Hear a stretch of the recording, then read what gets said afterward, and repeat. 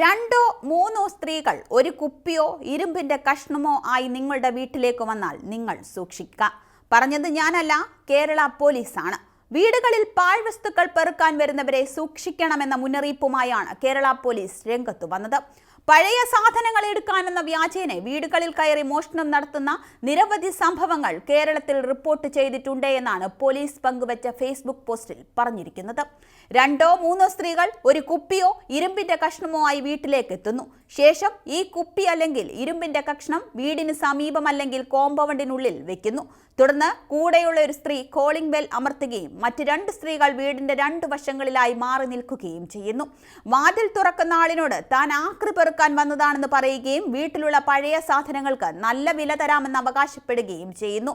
ഇതിൽ വീഴുന്ന വീട്ടുടമ മുന്നിൽ നിൽക്കുന്ന സ്ത്രീയുമായി വീടിന്റെ പിൻവശത്തേക്ക് അല്ലെങ്കിൽ പഴയ വസ്തുക്കൾ വെച്ചിരിക്കുന്ന സ്ഥലത്തേക്ക് പോകുന്നു. അവർ ഈ സമയം വളരെ നല്ല രീതിയിൽ വീട്ടുടമയോട് ഇടപഴകാൻ തുടങ്ങും.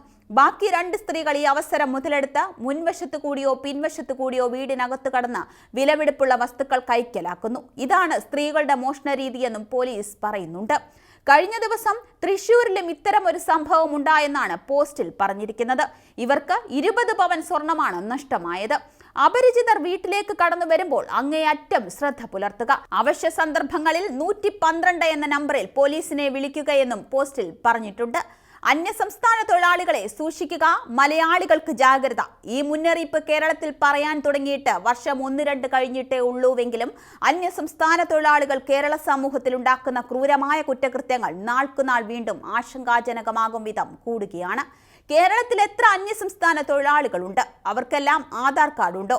ആരാണ് അവരെ സപ്ലൈ ചെയ്യുന്നത്? എത്ര പേർക്ക് റേഷൻ കാർഡ് നൽകി? എത്ര പേർ വോട്ട് നൽകി? ഇതിനൊന്നും ഒരു കണക്കുമില്ല എന്നതാണ് സത്യം. സംസ്ഥാനങ്ങളുടെ കേന്ദ്രഭരണ പ്രദേശങ്ങളും ഉൾപ്പെടുന്ന 25 പ്രദേശങ്ങളിലെ 194 ജില്ലകളിൽ നിന്നാണ് കേരളത്തിലേക്ക് കുടിയേറ്റം നടക്കുന്നത്. ഇവയിൽ 5-ൽ 4 ഭാഗവും വരുന്നത് തമിഴ്നാട്, കർണാടക, ഒഡീഷ, ജാർഖണ്ഡ്, ബീഹാർ, ഉത്തർപ്രദേശ്, പശ്ചിമ ബംഗാൾ, അസം എന്നീ 8 സംസ്ഥാനങ്ങളിൽ നിന്നാണ്. തൊഴിലാവശ്യത്തിനായി വരുന്ന ഇതര സംസ്ഥാന തൊഴിലാളികളെ പറ്റി കൃത്യമായ പഠനം നടത്തുക ബുദ്ധിമുട്ടാണ്.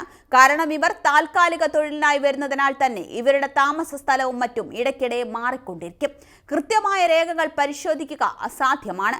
എത്ര കുട്ടികളെ കാണാതാകുന്നു, എത്രയെത്ര കൊലപാതകങ്ങൾ നടക്കുന്നു. അത്രമാത്രം കുറ്റകൃത്യങ്ങളാണ് കേരളത്തിൽ അന്യസംസ്ഥാന തൊഴിലാളികൾ ചെയ്തു വരുന്നത്.